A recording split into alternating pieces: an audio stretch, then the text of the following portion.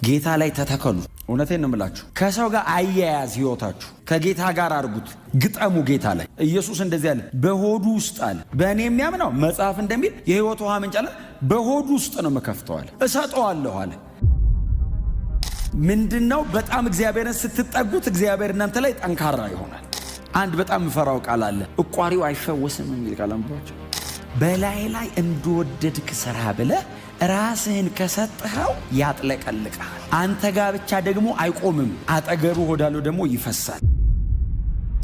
ሙሴ አባቶቻቸው በጥም ሲቃጠሉ ወደ እኔ ኑ አይደለም ያለው፣ ወደ አለቱ ነው የወሰዳቸው። ኢየሱስ ወደ ሆነ ቦታ አይደለም የሚጠቁመው። ማንም የተጠማ ቢኖር ወደ እኔ ይምጣ። ሕይወታችን መድረቅ የለበትም።